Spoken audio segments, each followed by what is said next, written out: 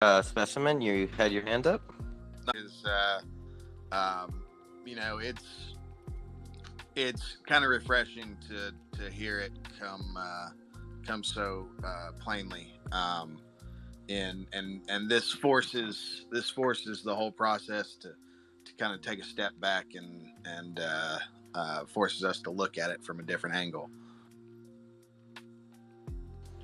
I have to totally agree. I mean, personally, myself, my initial approach to this way of voting was like I picked my three that I thought deserved the job.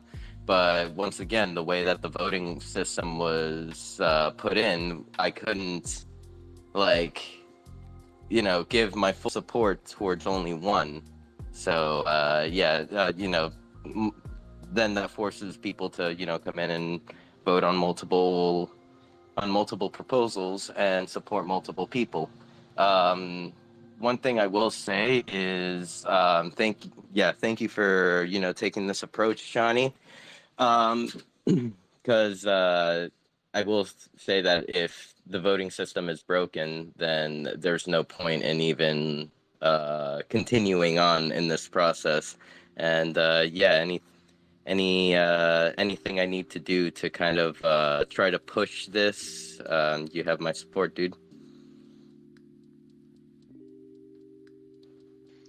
Excellent. But in truth, we're there. So what happened now is, so to add more clarity to it as well, this issue was worrying me and bothering me on that front.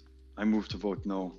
Then after like trying to debate it and just putting my logical reasoning as to why I feel we need to change it, other individuals agreed with me as well. So now the next step would be that the DAO committee releases a poll with all the five candidates over there, plus either an abstention or an invalid vote acting as an abstention. So, for example, someone like myself, I would abstain from the poll just because my vote is too large.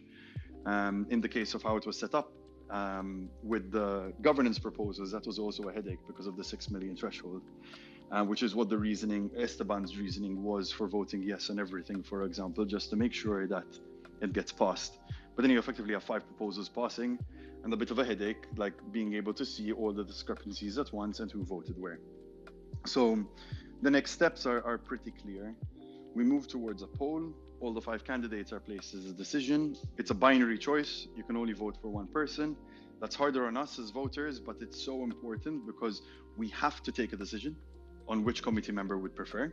We have to rest with that decision and then accept the final decision through a democratic process. And at least it's going to be crystal clear, black and white, who got the most votes and why and from whom. It passes, we get it done, we have a new member, they're elected, have faith in the democratic process, trust the democratic process, and it's good. If we keep on, like, this method worried me a lot because I would have been certain in 4 months' time, 6 months' time, we would have started ending up disagreeing with each other because committee member X was elected through this model that didn't make sense, and if things were a bit different, this and that, and this whale was involved, and we're not sure it would just lead to more community discord. And if there's one thing we should push for is ensuring that, especially when it comes to the DAO committee, we're clear, it's transparent, we have faith, it's done, and moving forward, the bridge is being built instead of the opposite. So at least removing the silo aspect is going to help us bridge build even more, not less. And linking it to the very first question, that's why I'm excited about 2023 Sinful. These changes are things we can do now as a consequence of the growth we had last year. So the fact that we have to change this model is a good thing, not a bad thing. It's just giving us a better political or governance-based precedent with regards to how we should deal with elections for committees moving forward as well. Growing pains. Growing pains, and totally, it needs to be done right, especially when it comes to, like, let's say the people that are actually like putting this together for us, like the DAO committee. Definitely everything needs to be transparent and done right. Like I'm trying to even like wonder. I don't know if actually they kind of like should be kind of like setting the precedent on like what the level of transparency that they want to see or that we want to see in space, as well as kind of like the approach in the voting process. That's it. And don't get me wrong, like I empathize with the position we've been put into because it's not easy, especially like from my end, I'm talking as an individual who's been the electoral commissioner of 7 different elections, all of them either national or international level or based in communities like the Council of Europe or the European Council, which are 2 separate entities, but extremely rigorous in their best practices and their models with regards to elections.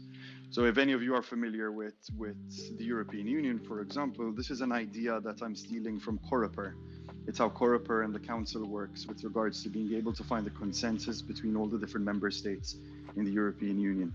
And that idea is to allow the debating phase to happen in a binary way as opposed to the different decisions that need to be done. And then making governance proposals something ceremonial that